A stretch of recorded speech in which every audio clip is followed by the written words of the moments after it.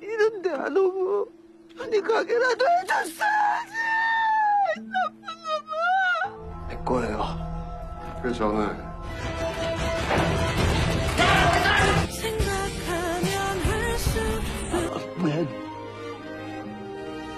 Hai semuanya, kembali lagi di channel ini. Kali ini admin akan melanjutkan alur drama Korea Missing the Odyssey Season 2 episode terakhir. Tak usah berlama-lama, langsung saja ke alur ceritanya.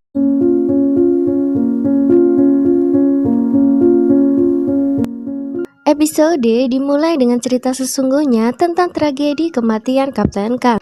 Kapten Kang yang saat itu tengah meminta bantuan dikejutkan dengan kehadiran Im Jung Yoon yang masih berada di luar. Ia meminta Im Jung Yoon untuk masuk ke dalam dek bersama kru yang lain. Tepat saat itu juga petir menyambar membuat Kapten Kang terjatuh. Di saat yang bersamaan, Im Jung Yoon mendekati Kapten Kang dengan sebuah kapak di tangan. Im Jung Yoon kemudian membuka pintu kemudi, lalu tiba-tiba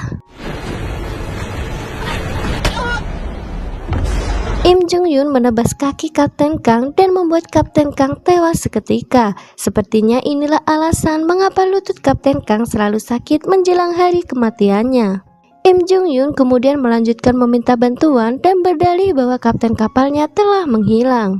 Cerita kembali ke masa kini dan Im Jung Yoon telah berada di kantor polisi untuk diinterogasi. Im Jung Yoon juga mengaku bahwa ia telah membunuh Kapten Kang. Beberapa jadi Im Jung Yoon patah saat ia bekerja dan menyebabkannya harus cuti. Selama cuti, Im Jung Yoon terus berjudi hingga memiliki banyak hutang. Saat itulah ia berpikir untuk memiliki asuransi Kapten Kang yang telah menuliskan namanya di daftar penerima. Itulah mengapa ia harus membunuh Kapten Kang. Im Jung Yoon merasa sangat menyesal dengan perbuatannya dan meminta dihukum segera.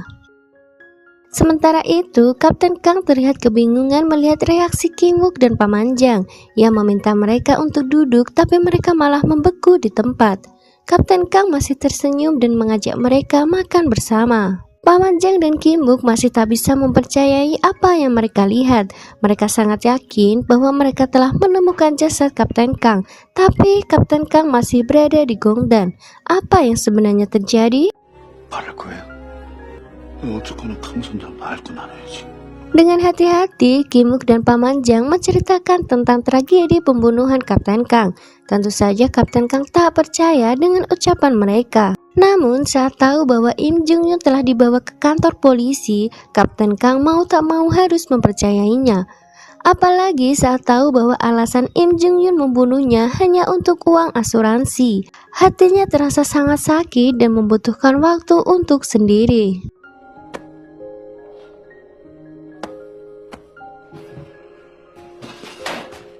Melihat hal itu, Kim Wook dan Pamanjang memilih untuk tidak menceritakan tentang penemuan jasad Kapten Kang.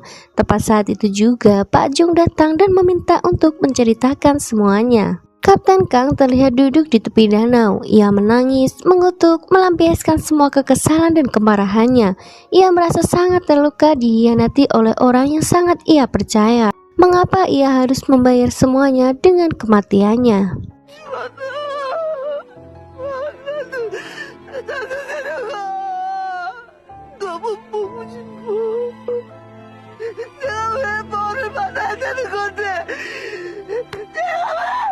Tak lama kemudian, Pak Jung datang dan saling menguatkan satu sama lain. Di rumah sakit, anak buah Jang Dori terlihat membawa Il-yong pergi untuk bertemu Steve. Il-yong terlihat tak mengenal Steve hingga Steve memperkenalkan diri sebagai No Yong-gu. Steve kemudian meminta Il-yong untuk membawakan barang yang Il-yong curi. Ia bahkan mengancam Il-yong. Namun saat itu Il-yong mengaku tak tahu apapun tentang barang yang dibicarakan Steve. 네가 진짜 모르는 게 사실이라면 김필중이 그동안 널 왜 살려준 거야?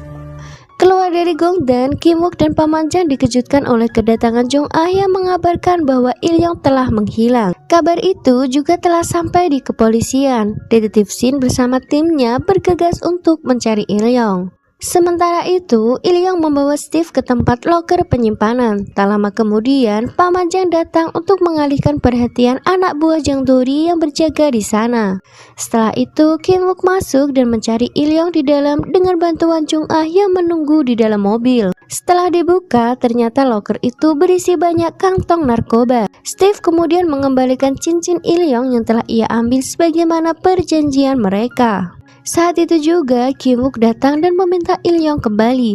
Dengan berani, Kim Wook mengatakan semua yang ia ketahui tentang Steve. Bahwa Steve adalah kudiat yang membuat orang-orang kecanduan narkoba. Steve juga melakukan penjualan organ, termasuk pembunuhan Choi Jung Ah, Go Sang Chul, dan Kim Kyung Sin yang masih belum ditemukan hingga saat ini. Setelah mendengar semua kejahatannya yang dijabarkan Kim Wook, Steve sama sekali tak punya rasa bersalah. Namun, ia membiarkan Kim Wook untuk membawa Ilyong pergi. Kim Wook segera membawa Ilyong menjauh, namun tentu saja Steve tak akan membiarkannya. Jang Dori telah bersiap dengan pisau di tangannya lalu mengejar Kim Wook. Dengan terus membawa Ilyong pergi, Kim Wook berusaha berlari dari kejaran Jang Dori yang meminta Jung Ah untuk membantunya. Dengan kemampuan luar biasa yang Jung Ah miliki, Jung Ah berhasil membuka loker, membuat Jang Dori menabrak tutup loker tersebut. Namun saat itu, anak buah Jang Dori datang dan bergegas mengejar Kim Wook. Kim Wook berusaha membuka pintu ruangan loker, namun sayang pintu itu terkunci. Ia lantas mendobraknya dan ternyata Detektif Shin dan timnya sudah menunggu di sana.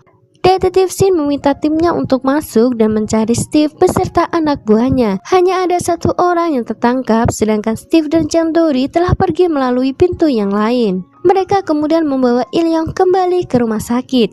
Detektif Shin penasaran bagaimana mereka bisa tahu keberadaan Ilyong. Rupanya Jung Ah telah meletakkan pelacak di kuku kaki Ilyong. Itulah mengapa mereka tahu Ilyong berada di sana.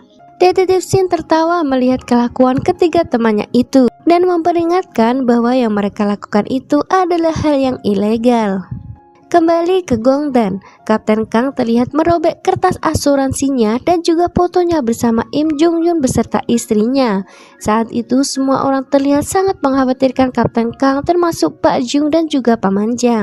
Malam harinya, Kim Wook terlihat membawa Ilyong pulang ke rumahnya.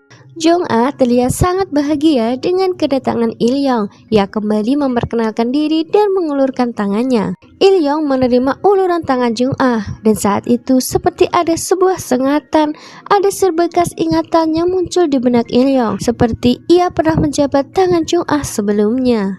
Pak Jung, Paman Jang, dan juga Kapten Kang terlihat duduk di tos serba. Tanpa diduga sama sekali, Pak Jung meminta bantuan Paman Jang untuk menemukan jasadnya. Rupanya, Pak Jung sudah tahu bahwa Paman Jang masih hidup dan Paman Jang juga yang membantu teman-teman Hyunji untuk pergi ke tempat yang lebih baik. Pak Jung tak akan membiarkan putranya terus-menerus bersembunyi dalam dosa. Ia ingin putranya menjadi lebih baik, dimulai dengan pertanggungjawaban atas apa yang telah dilakukannya. Keesokan harinya, Paman Jang segera mendatangi Baek Il-do dan menceritakan tentang Pak Jung serta kronologi pembunuhan dengan sangat detail. Detektif Baek Il-do seolah tak terkejut lagi saat tahu bahwa Paman Jang bisa mengatakan semuanya. Detektif Baek segera mendatangi rumah Chung Ji-hoon yang masih menempati rumah yang sama. Mereka segera menggeledah rumah itu, terutama perpustakaan yang disebutkan Paman Jang. Di sana, Detektif Baek menemukan buku yang terdapat noda darah. Seolah melihat sesuatu yang janggal, Detektif Baek menjatuhkan semua buku dan membuka rak buku tersebut. Ternyata di balik rak itu ada sebuah mesin pendingin yang ia yakini sebagai tempat di mana Ji-hoon menyimpan jasad Pak Jung. Sementara itu di Gongdan, Paman Jang tengah berbicara dengan Kapten Kang dan juga Bu An. Ia bahkan meminta Kapten Kang untuk mencari perasaannya yang tertuang dalam sebuah buku lalu membacanya. Secara perlahan tubuh Pak Jung memudar hingga akhirnya ia benar-benar menghilang. 내려놓고 편히 가세요. 안녕히 가세요. Kapten Kang dan Bu An melepaskan Pak Jung dengan senyuman dan juga tangis bahagia. Sementara itu, Paman Jang terlihat lega setelah mendengar kabar dari detektif Baek yang berhasil menemukan jasad Pak Jung. Tanpa ia duga, kotak peninggalan Hyunji ada di dalam tasnya. Hal itu belum pernah terjadi sebelumnya, bahwa benda yang ada di desa gaib bisa ia bawa ke dunia manusia. Malam harinya, tim satuan narkoba telah menunggu Steve di pelabuhan. Mereka kemudian menangkap seorang pria yang memakai hoodie hitam yang mereka yakini sebagai Steve. Namun rupanya mereka semua berhasil dikelabui Steve dan anak buahnya. Pria itu adalah Jang Dori yang mengalihkan perhatian polisi sementara Steve akan pergi melalui bandara. Steve terlihat tersenyum ketika kartu identitasnya lolos dari pemeriksaan. Ia bersiap untuk pergi, namun rupanya detektif Shin sudah berada di sana. Butuh waktu lama, detektif Shin langsung membawa Steve ke kantor polisi. Berita penangkapan Steve membuat semua orang lega. Kim Wook bahkan meminta Bora untuk tidak khawatir lagi dan bisa pergi semaunya bersama teman-temannya. Bora juga mengatakan bahwa ia akan segera pindah karena ibunya telah menemukan sebuah rumah yang akan mereka tempati. Il-yong juga memutuskan untuk menyerahkan diri. Kim Wook meminta waktu pada Il-yong lebih lama karena ia memiliki banyak pertanyaan yang belum terjawab. Sambil menunggu Il-yong memulihkan ingatannya, semenjak Il-yong bangun, ia sama sekali tak mengingat apa yang ia alami selama koma. Ia juga tak mengenal Kim Wook maupun Paman Jang. Sementara itu, Paman Jang tertidur dengan memeluk kotak milik Hyunji. Di dalam tidurnya, ia bertemu dengan Hyunji yang berterima kasih karena ayahnya telah membawa teman-temannya ke tempat yang lebih baik. Paman Jang kemudian memeluk Hyunji dengan berderai air mata. 아빠가 왜 아빠가 Pagi harinya, Paman Jang terkejut saat tahu bahwa Il-yong akan menyerahkan diri. Ia kemudian memeluk Il-yong untuk pertama dan terakhir kalinya.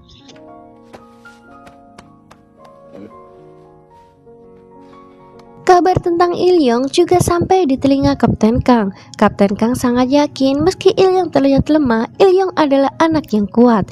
Bahkan karena hal itu, Kapten Kang bisa tersenyum lagi. Di kantor polisi, Il-yong memberikan cincin yang selama ini ia pakai. Rupanya dulu ia sempat menukar cincin yang ia miliki dengan cincin milik Kim Pil-jung. Di dalam cincin itu ada sesuatu yang disembunyikan oleh Kim Pil-jung. Pagi itu rupanya Paman Jang mendatangi Hyunji. Ia meletakkan kotak milik Hyunji di samping abu Hyunji. Kali ini dia terlihat lebih bahagia karena Hyunji menemuinya semalam. Keesokan harinya, Kim Wook dan Paman Jang bertekad untuk mengatakan tentang penemuan jasad Kapten Kang kepada Kapten Kang. Tentu saja hal itu sangat tidak mudah, membuat mereka harus sangat berhati-hati. 정부에서 당선자를 찾았어. Kapten Kang sangat terkejut saat tahu bahwa mereka telah menemukan jasadnya, bahkan mengadakan pemakaman untuknya. Ia lantas tak mengerti mengapa ia masih berada di Gongdan dan tidak pergi seperti yang lainnya. Alasan untuk itu, baik Kim Wook maupun Paman Jang juga tidak mengerti. Karena itulah mereka tak sanggup mengatakan apapun untuk menghibur Kapten Kang. Namun, mereka berjanji tak akan menyerah dan akan terus mencari alasannya. 일용이 살아나고 그 사연만 전해도 교장 선생님까지 다 가길래 진짜 기적이 일어날 줄 알았지. Beberapa hari kemudian, Kim Wook yang tertidur kembali bermimpi. Kali ini mimpinya adalah ia sedang berdiri menatap sebuah komedi putar yang bergerak.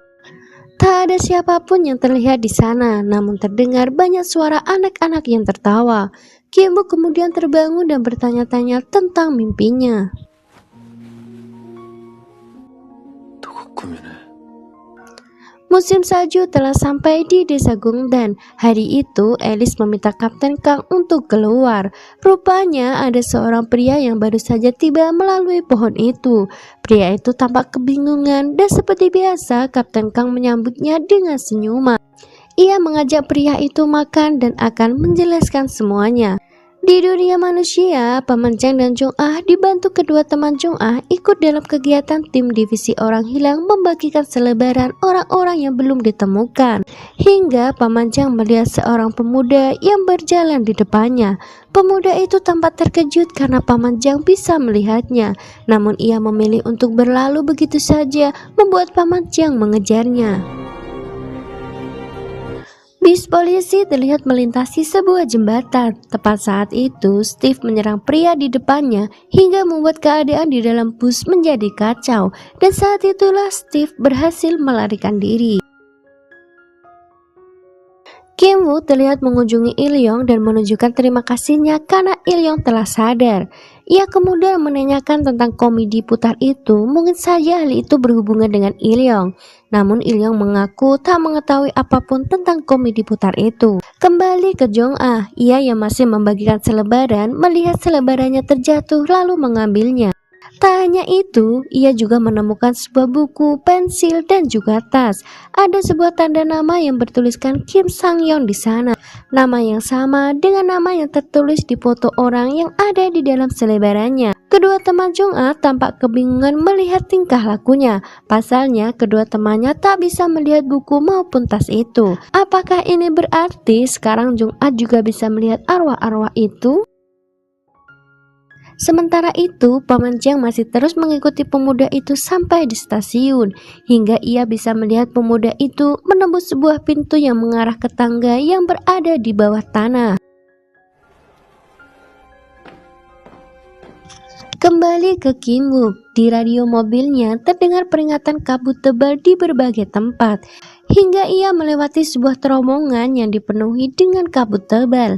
Tiba-tiba sebuah komedi putar kembali terlihat dengan kondisi yang sama, dan juga ada suara anak-anak yang tertawa. Seorang pria tiba-tiba muncul dengan senyuman dan mengucapkan selamat datang.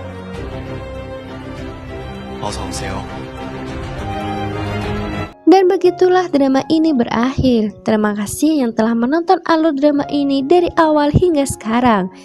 Dan sampai bertemu lagi dengan alur cerita drama selanjutnya. Bye bye, annyeong.